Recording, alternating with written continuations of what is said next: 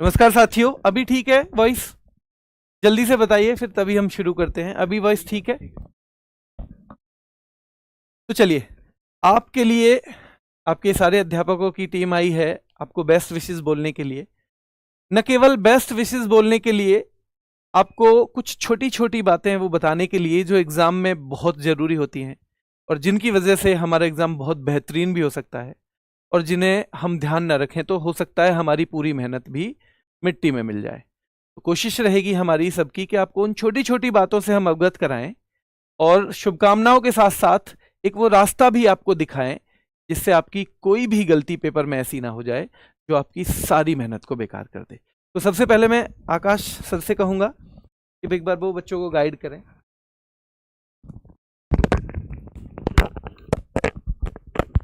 तो सभी साथियों को बहुत बहुत नमस्कार। जैसा कि आप जानते हैं, इस एग्ज़ाम के लिए हमारे पास और आपके पास दोनों के लिए समय बहुत कम था। जैसा कि इसका नाम है सर आईबी, तो इन्होंने बिल्कुल गुप्त तरीके से एग्ज़ाम भी घोषित कर दिया। हमारे पास टोटली 45 से 50 दिन मिले तैयारी करने के लिए, पर इस टीम ने आपके साथ पूरी मेहनत करी जितनी हो सकती थी। तो आप सभी लोगों को आज ऑल द बेस्ट बोलने के लिए हम यहाँ आए हुए हैं। और आप सभी बस एक यही बात बोली जाएगी कि जब एग्ज़ाम में बैठें तो ये मानकर बैठेंगे कि जो आपने पढ़ा है वो मतलब अपने आप में बेस्ट है। और ये जो आपकी वन शॉट वीडियोस चल रही है, इनको ज़रूर देख लेना एक बार। अभी इंग्लिश की ख़त्म हुई है, सुबह रीजनिंग की हुई थी, आपकी साइंस की है, आपकी मैथ्स की है या जीएस की, कोई भी पिछले सैटरडे और संडे में आपकी आईबी वो हुई थी, आईबी की वन शॉट। कल सैटरडे और आज के संडे में भी आपकी आईबी की वन शॉट है। ठीक है, तो इन सारी वीडियोस को एक बार देखना। इसमें पूरा प्रयास ईमानदारी के साथ किया गया है कि आपके सिलेबस को पूर्ण रूप से एक बार आपकी नज़रों के सामने से निकाल दिया जाए। ठीक है, तो सभी को आपके पूरे आरडब्ल्यू परिवार की तरफ से ऑल द बेस्ट। बाकी चाहते हैं कि सर संदीप सर कुछ आपको बताएं। Thank you sir. बाकी भाई देखो, अभी मेरी तो बातें आपसे सुबह भी हो रही थी और 7 बजे हमने एक क्लास ली थी। दूसरा वन शॉट था, वो 2 शॉट कह सकते हैं आप। एक कल ले लिया था, फिर उसके बाद विपिन सर की क्लास अभी इंग्लिश की लगातार 3 घंटे हुई। लाजवाब सर ने पढ़ाया। अभी आकाश सर की क्लास सर 2 बजे है।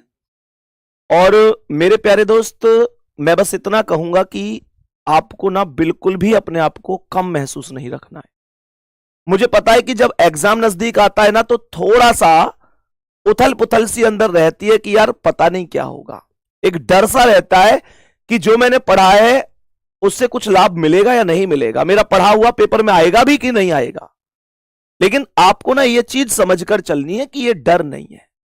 यह डर भी केवल उसी व्यक्ति के अंदर होगा जिसने मेहनत की है।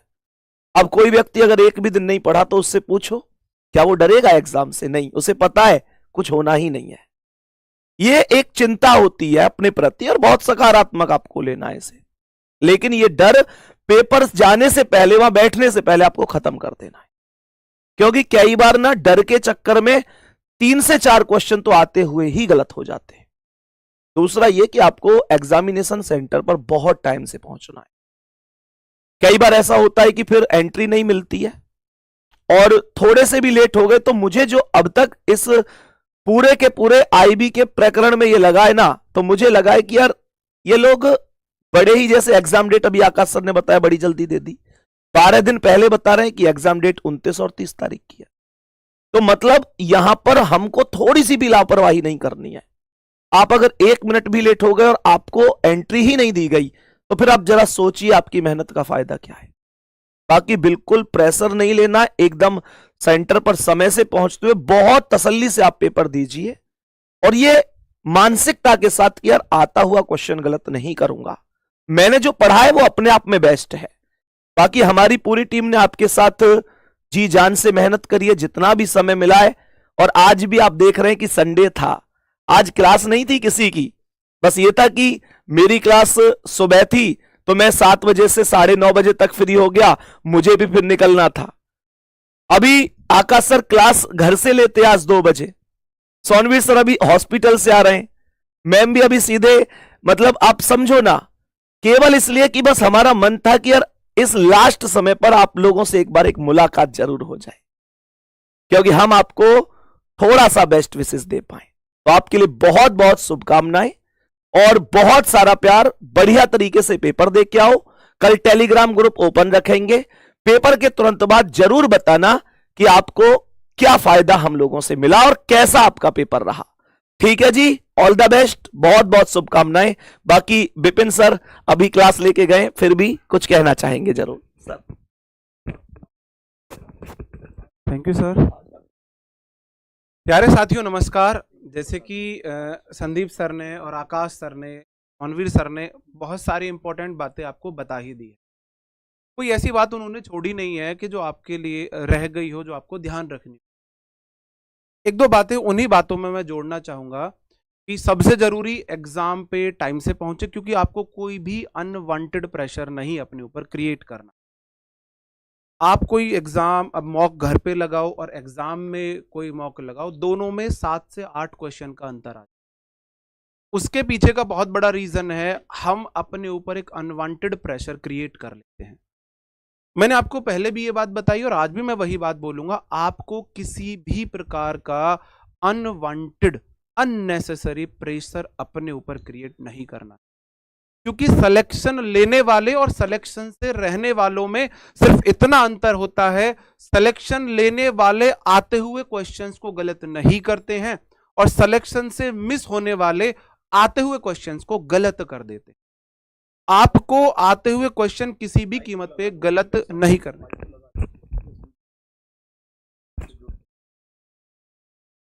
आपको किसी भी कीमत पर आते हुए क्वेश्चंस को गलत नहीं करना है। आपने देखा होगा हमेशा जो सिलेक्शन से थोड़े बहुत नंबर से रह गए हों या जिनका सिलेक्शन हुआ हो, एक ही मेजर डिफरेंस आपको मिलता है, जो रह गए हैं उनसे जरूर 2 से 4 क्वेश्चन आते हुए गलत हुए होंगे। और वो आते हुए क्वेश्चन गलत होते हैं जब हम अपने ऊपर एक बहुत ही इलॉजिकल प्रेशर सा बना लेते हैं, एक ऐसा अनवांटेड प्रेशर क्रिएट कर लेते हैं कि हम पेपर में जाके कांपने लगते हैं, कैलकुलेशंस में गलतियां करते हैं, सिली मिस्टेक्स करते हैं। उनके लिए मैं आपको एक सलाह देना चाहूंगा, जब आप पेपर में बैठो तो आप सिर्फ इतना सोच लेना, एक बार माइंड में दोहरा लेना कि ज्यादा से ज्यादा क्या होगा, सिलेक्शन नहीं होगा, 0 मार्क्स आ जाएंगे, उससे ज्यादा तो कुछ हो नहीं सकता ना। अब मुझे अपना 100% देना है, जो होगा देखा जाएगा। मेरे माँ बाप का आशीर्वाद, ऊपर वाले का साथ मेरे साथ है, मेरे टीचर्स मेरे साथ हैं। अब मुझे ये सोचना ही नहीं है कि मैं इसमें इतने नंबर लेके आऊंगा, मुझे इतने अटेम्प्ट करने। अब जो मुझे आता है बस भगवान मेरा वो क्वेश्चन गलत ना हो, इस कॉन्फिडेंस, इस इंटेंशन के साथ अगर आप एग्जाम दोगे तो आप जरूर अपना बेस्ट करके आओगे। रही बात टाइम की, भाई जितना टाइम आपको कम मिला है उतना ही हम आरडब्ल्यूएफ के पूरे परिवार को मिला है तैयारी कराने के लिए, और उतना ही कम आपके कॉम्पिटिटर को भी मिला है। तो इसमें आपको परेशान नहीं होना है, सबको लगभग बराबर ही टाइम मिला है, तो इस बात से आपको बिल्कुल परेशान नहीं होना है। ठीक है, जो आपने पढ़ा है वो अपने आप में बेस्ट है, अपने ऊपर भरोसा रखें, अपने टीचर्स के ऊपर भरोसा रखें, आपको जरूर सफलता मिलेगी। आगे के लिए आपको भावना मैम गाइड करेंगे। Thank you. Thank you sir. नमस्कार बच्चों, जैसा कि सभी टीचर्स ने आपको बताया कि कल और परसों यानी कि आप लोगों का मंडे और ट्यूसडे में जो एग्ज़ाम है वो होने वाला है।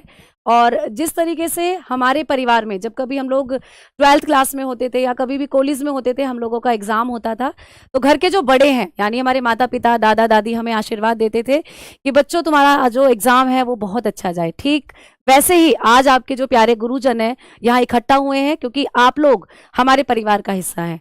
हम आपको अपना बच्चा और आपको अपने परिवार का हिस्सा समझते हैं, इसीलिए आप लोगों के लिए, आपके एग्जाम के लिए आपको विशेष बेस्ट विशेष देने के लिए यहाँ पर कलेक्ट हुए हैं। तो बच्चा, सभी टीचर्स ने आपको बहुत अच्छी अच्छी बातें बताई हैं और उम्मीद करती हूँ कि जब आप एग्जाम देने जाएंगे तो इन सब बातों पर आप अमल भी करेंगे। एक बार मैं ये और बता देना चाहती हूँ कि आप लोगों का एडमिट कार्ड आपके हाथ में होगा, जिन बच्चों का कल एग्जाम है। ऑब्वियस सी बात है, आपने एडमिट कार्ड अपने सबमिट कर लिए होंगे, तो एक बार एडमिट कार्ड के ऊपर जितने भी इंस्ट्रक्शंस आप लोगों को दिए हुए हैं उनको फॉलो जरूर करना। कौन सी चीज़ एग्जाम सेंटर में ले जानी है, कौन सी चीज़ें इनवैलिड है, वो सारी चीज़ें आप लोग एक बार अच्छे से पढ़ लीजिएगा। और कितने टाइम पहले आप लोगों को एग्जाम सेंटर पर पहुंचना है, ये सारी चीज़ें भी आप लोग एक बार देख लीजिएगा, क्योंकि वहां पर एग्जाम सेंटर से 1 से 1.5 घंटे पहले आपको मौजूद रहना है, क्योंकि वहां पर जो पूरी वेरिफिकेशन होती है, आप लोगों की बायोमेट्री वगैरह होती है, उन सब में भी बहुत सारा प्रोसीजर आप लोगों को, मतलब टाइम के साथ साथ वो चीज़ें आपको वहां पे अच्छे से हो जाएं, वहां पर आप प्रेशराइज ना हो, किसी भी ऐसे नेगेटिव पॉइंट से आप लोगों का जो दिमाग है वो नेगेटिविटी से ना भर जाए। तो यही मैं आपको कहना चाहूंगी कि अच्छे से पॉजिटिव थॉट्स के साथ और एकदम काम माइंड से एकदम अच्छे से आपको एग्जाम करना है। और रही बात एग्जाम की, तो आप लोग जानते हो 60 मिनट्स आपके पास होंगी, 100 क्वेश्चन आपके पास होंगे। तो कैसे 60 मिनट में आपको 100 क्वेश्चंस को मेंटेन करना है, कैसे बैलेंस करना है, टाइम ड्यूरेशन का भी ध्यान रखना है। तो इसीलिए अगर आप पेपर जब दें, आप जब पेपर को ओपन करें, शुरुआत में आपको ऐसा लगे कि ये क्वेश्चन तो बहुत डिफिकल्ट है, हो नहीं रहे हैं, या ये तो ऐसे सब्जेक्ट के या फिर ऐसे क्वेश्चन आ गए हैं जो हमने नहीं पढ़े, तो आपको अपना टेम्पर लूज नहीं करना, आपको घबराना नहीं है, आराम से अगले सेक्शन की तरफ बढ़ना है। और जिस सेक्शन में आप बेटर कर सकते हैं, जो क्वेश्चन आप बेटर तरीके से कर सकते हैं, उनको आपको फिर अटेम्प्ट करना है। क्योंकि कई बार ऐसा होता है, शुरुआत में अगर 3-4 डिफिकल्ट क्वेश्चन आ गए तो हम घबरा जाते हैं, हमें ऐसा लगता है अरे यार ऐसे तैयारी करी थी और बन नहीं रहे हैं क्वेश्चन, फिर आगे आने वाले क्वेश्चन को भी हम गड़बड़ कर देते हैं, गलत कर देते हैं। तो वो गलती आपको नहीं करनी है। टाइम सभी को उतना मिला है, आपकी एग्जाम डेट जरूर जल्दी आ गई है, लेकिन सभी बच्चों के लिए वैसा ही है। जो भी बच्चा आईबी की तैयारी कर रहा है वो डेट सभी के लिए सेम है बेटा। तो ये सोचकर नहीं चलना है कि मुझे कम टाइम मिला है, सभी को उतना टाइम मिला है। तो इसीलिए आराम से आप लोगों को शांत दिमाग के साथ क्वेश्चन को अच्छे से पढ़कर उसको करना है। मैं तो रीजनिंग आपका टाइम जरूर लेंगे, जबकि आप लोग जानते हो कि जो 40 क्वेश्चन आपके जीएस पोर्शन से होंगे वो आप लोगों को सिर्फ पढ़कर उनका आंसर करना है, तो वो भी समझदारी के साथ करना है। 1/4 की नेगेटिव मार्किंग है, इस बात को भी ध्यान रखना है। जो क्वेश्चन श्योर नहीं है, जो लगता है कि नहीं आता, या जो 50-50 का है, तो उसे थोड़ा सा देख लीजिएगा, क्योंकि उसको अनवांटेड अटेम्प्ट मत करिएगा कि आप नंबर ऑफ क्वेश्चंस बढ़ा रहे हो लेकिन नेगेटिव मार्किंग होगी तो फिर वो क्वेश्चंस आप लोगों के माइनस हो जाएंगे। तो इसीलिए इस समझदारी के साथ आपको चीजें आगे लेकर चलनी है। तो यही कहना चाहूंगी, एक बार सभी को ऑल द बेस्ट। लिंक आप लोगों का इस वीडियो के नीचे लिंक दिया हुआ है। जिन भी बच्चों का कल एग्जाम है या परसों जिन भी बच्चों का एग्जाम है, एग्जाम के अंदर जो भी आपके क्वेश्चंस आए हैं या कैसा आपका एग्जाम गया है, ये सारी चीजें आप वीडियो के अंदर जो लिंक दिया हुआ है इसमें आप शेयर कर सकते हो, अपना जो एक्सपीरियंस है उसको बता सकते हो। हम सभी टीचर कोशिश करेंगे कि आपके साथ बातें करें, आपसे पूछें कि आपका एग्जाम कैसा हुआ, किस तरीके के क्वेश्चंस बने हैं, जो आगे आने वाले जो बच्चे होंगे जिनका पेपर होगा उनके लिए हेल्प करेंगे। तो ऑल द बेस्ट सभी को, और सभी को ढेरों शुभकामनाएं। एक चीज और, जैसे कि अभी विपिन सर ने कहा था ना आपसे कि भाई कोई भी एक्स्ट्रा प्रेशर नहीं लेना है आपको। तो एक तो एक्स्ट्रा प्रेशर ये होता है कि भाई मैं सेंटर पे टाइम से नहीं पहुंच पाया तो क्या होगा, क्योंकि कई बार हड़बड़ाहट होती है कि भाई अब तो एग्जाम का टाइम होने ही वाला है। तो एग्जाम सेंटर पर आपको टाइम से तो पहुंचना ही है। एक साथ में एक चीज और रखनी है सर, अभी पिछले एग्जाम में 1-2 बच्चों का से बात हुई थी, तो बच्चा कई बार क्या करता है, अपना कुछ कीमती सामान ले जाता है और फिर उसे वहां सबमिट कर देता है, लेकिन उसके दिमाग में वही टेंशन चल रही होती है। हाँ, उसके दिमाग में वही टेंशन चल रही होती है कि यार मेरा वहां सामान है, ऐसा ना हो कोई दूसरा बच्चा उसे ले जाए, भले ही गलती से ले जाए। तो आप अपना कोई भी कीमती सामान मत लेकर जाना, क्योंकि आपका पता चल रहा है वहां पेपर है। कहने का मतलब ये, आपके 1 घंटे ना उस दौरान आपके दिमाग में केवल पेपर चलना चाहिए। ये नहीं है कि आपके दिमाग में चल रहा है मेरा तो सामान रखा है, मैं बस जल्दी से कॉपी सबमिट करके पहले अपना सामान ले लूं। तो वो चीजें नहीं होनी चाहिए। बाकी जो है आपके लिए बहुत बहुत ऑल द बेस्ट। और वीडियो का उसका ग्रुप का लिंक लगा दिया है, अभी आप लोगों को वीडियो में कमेंट सेक्शन के नीचे मिल भी जाएगा, और मेरे प्यारे दोस्त उससे जरूर जुड़ जाना। बाकी सोनवीर सर अंत में 2 शब्द बोलेंगे और फिर हम इस वीडियो से विदा लेंगे। तो जो बहुत वैल्यूएबल एडवाइस सारे गुरुजनों ने दी है, जैसा भावना मैम कह रही थी ना कि मतलब क्वेश्चन 2-4 हो सकता है पेपर में, आपको पहले 4 सवाल ही ऐसे मिल जाएं कि जो दिमाग ही खराब कर देंगे। और ध्यान रखना, पेपर सबके लिए एक जैसा आता है। ऐसा नहीं है कि मैं और विपिन सर, भावना मैम, संदीप सर बैठे हैं तो सबका अलग अलग पेपर आएगा। पेपर सबका एक जैसा आता है, और अगर सबका एक जैसा आता है तो हमारे ही जैसे सब पढ़े लिखे जा रहे हैं वहां पे। पेपर उतना हमारी कम पढ़ने से नहीं बिगड़ता जितना हमारा जब माइंड सेट ये हो जाए, अरे नहीं नहीं, मैं औरों का तो मतलब हम ध्यान जाता नहीं है, हम कहते हैं मेरा तो पेपर बेकार हो गया। अच्छा, वो सबका हो रहा है बेकार। हो सकता है बहुत आसान पेपर हो तो बहुत अच्छे नंबर आ जाएं, और बहुत मुश्किल हो तो सभी के बहुत कम नंबर आए। तो वो जो टारगेट वाला सवाल है ना आपका, कितने क्वेश्चन टारगेट करें, यहां से टारगेट नहीं होता है, टारगेट एग्जाम देख के होता है वहां पे। और आप समझ लो 60 मिनट में 100 क्वेश्चन कोई नहीं करेगा। तो इज्जत की बात नहीं बना लेनी है कि इस सवाल को तो सॉल्व ही करूंगा, माँ कसम खा ली। सवाल जरूरी नहीं है सारे सॉल्व हो जाएं, सवाल छोड़ना भी आना चाहिए कि ये तो छोड़ना है, वो दिख जाता है शक्ल से। हमने भी एग्जाम दिए हैं, शक्ल से दिख जाता है कि ये हमें परेशान करेगा, उसे निकल जाओ छोड़ के उसे, क्योंकि आप फिर भी 100 तो नहीं कर पाओगे। जब 100 नहीं कर पाओगे, आपको कुछ छोड़ नहीं है, तो वो सरदर्द वाले छोड़ो ना आप। मैं कहूं कि आपके 20 दोस्त हैं, इनमें से भाई 5 कट कर दो, तो कौन सा करोगे? जो सरदर्द है उन्हीं को तो करोगे। वही सरदर्द यहां भी करना है। बस इतना ही मान के जाओ और आराम से पेपर दे के आओ।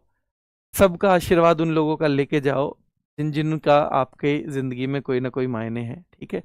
उनसे जाके कहो, पैर छुओ और फिर मन ही मन बोलो कि सारा जहां भी साथ दे तो और बात है, और तू जरा भी साथ दे तो और बात है। चलने को एक पैर से भी चल रहे हैं लोग, और दूसरा भी साथ दे तो और बात है। धन्यवाद।